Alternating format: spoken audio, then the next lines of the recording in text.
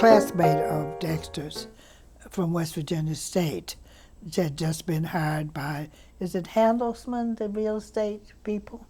But anyway, he called us on I told you, on a Sunday morning and said, I got a house for you. The house had been on the market for 2 years. It had been on the market for 2 years. And they couldn't sell it. You've got one black woman here, black family there. So when these two people that were trying to sell this house, because there was a black person there, they would not buy this, they just couldn't sell it. So it went into foreclosure. So then we ended up being the first black on this street.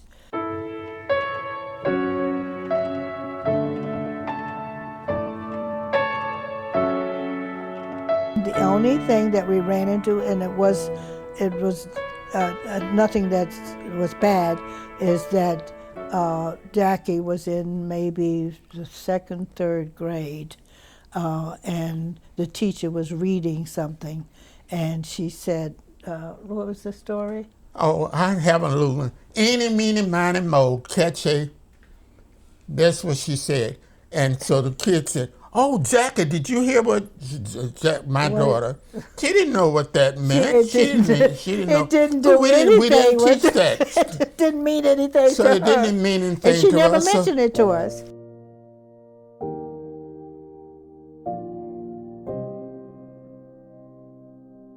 So I called the Methodist Church here, and I said we had just moved here and we'd like to join the Methodist Church. Mm-hmm. And he said, very well, where do you live? I'll come and visit, you. So when I hung up, I said, oh, we are in deep trouble. That man's Southern accent is so bad.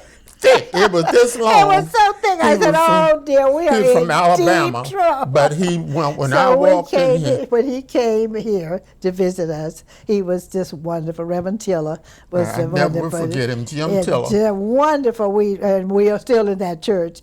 So, but anyway, he said, "Well, now I haven't been here too long, and I don't know the congregation, and let's just see what's going to happen." So he sent out a questionnaire to the members of the church.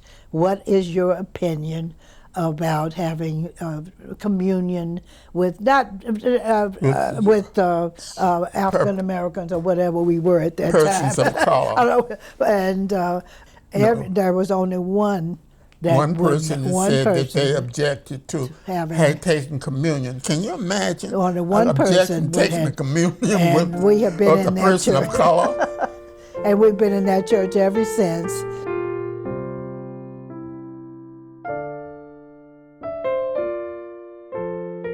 I had 7 brothers and sisters. All of us finished high school. That's a feat. During my time, you finish in high school, that was a must. We had a thirst for reading.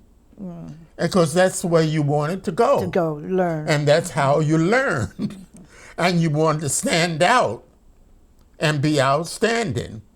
And the teachers were wonderful. Most of the teachers gave you a feeling of worth.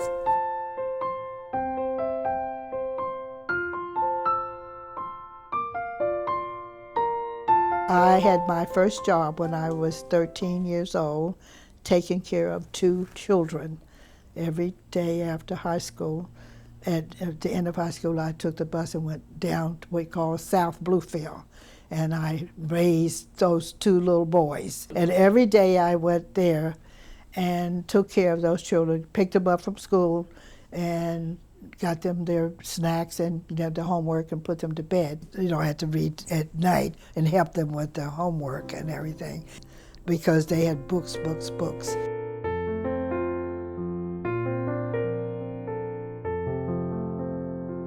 Grandmother, I can see her now in that chair reading these books that she had gotten from the library downtown. Oh, I thought you said she couldn't go in. No, she couldn't go in there. So the lady for whom she worked would bring the books from the library, and then she would give them to my grandmother.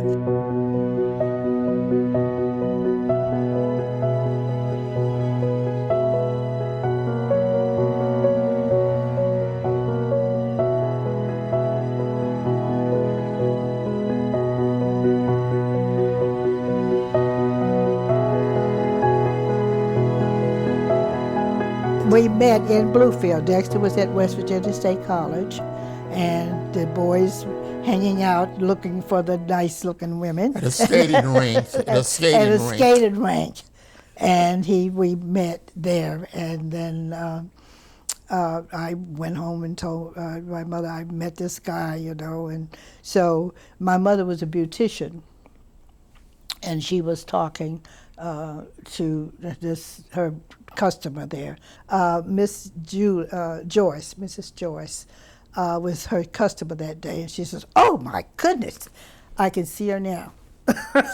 "Oh my goodness, the Bennetts, they are known." And my mother says, "Okay, this is it. This is the man that she's going to marry."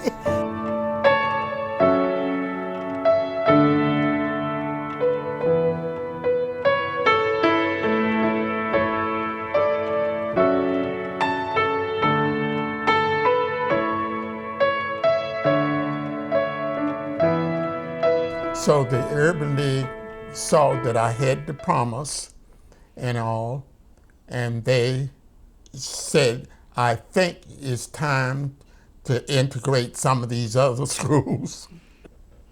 Well, you were living in Brooklyn at yeah, the right, time. right. But we Thank lived you. in Brooklyn. I was living in Brooklyn. Right, and he was commuting to Hudson. Then we got in touch with Urban League, and the Urban League. You're familiar with the Urban League, and then the Urban League sent us to Dwight Morrow for the interview. And I had been rejected 14 times, all up and down this. New York and New Jersey. I've been rejected. And we had just had little Christopher. He was like 7 weeks old, and we came for the interview at Dwight Morrow, and that's how he started teaching in the junior high. And when I saw this high tower, I said, "Oh, this is another rejection."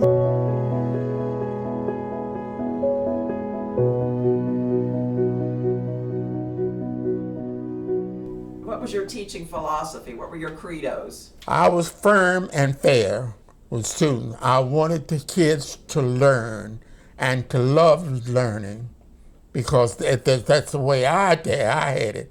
I had some good teachers, and so I wanted to pass that on to them. And I gave them a feeling, I wanted to give them a feeling of self-worth. Even if I taught black kids, I wanted to let them know you can do as well as the white kid can do. You might not have the opportunity, but I'm going to see that you get it.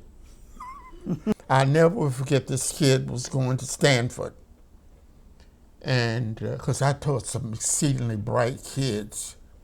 I had honors classes, so I had a mixture. And when I became department chairman, I insisted on having a mixture. And troubled students that I had, I put them in line right away.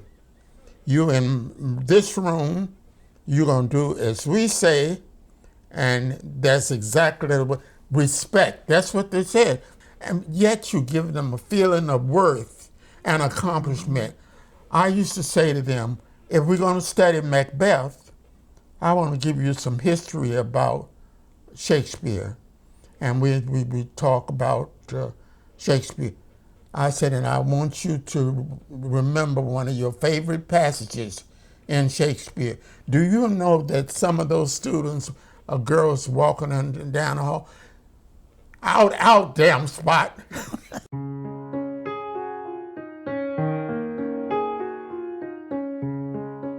I started out at the Englewood Health Department, and I went from school to school teaching hygiene in the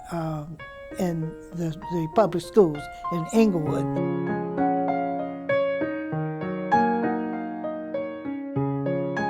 The first job as a dental hygienist at the university was in oral surgery, and you had to clean the mouths before they went into surgery for, gunshot wounds or whatever.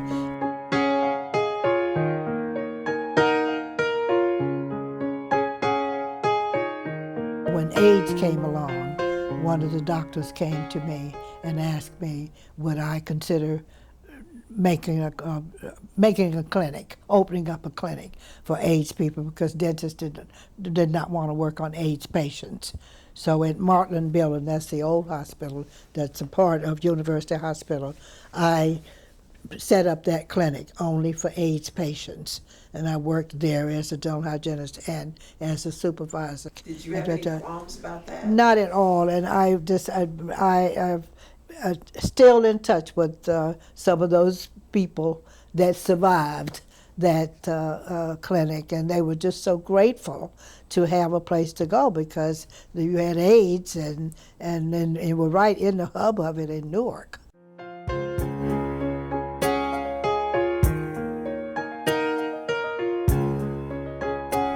And that was a van that traveled through the iron-bound section of Newark, and I supervised that. We had a big bus, and then I went into all those houses and churches and whatever in the iron-bound and the lower part of Newark, and gave speeches and and made appointments and everything, and provided for the bus to go to that church part of the parking lot. And the bus would do mammograms. And the bus would do the mammograms on the bus.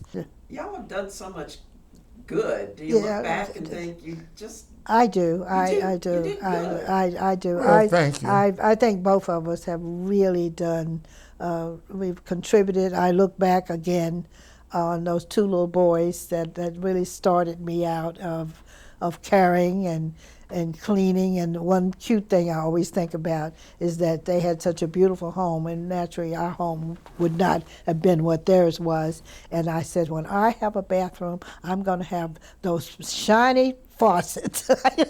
Because not only did I have to take care of the children, I had to clean the house too. Wonderful things happened to me. So you got you some fancy faucets now. I got some fancy faucets.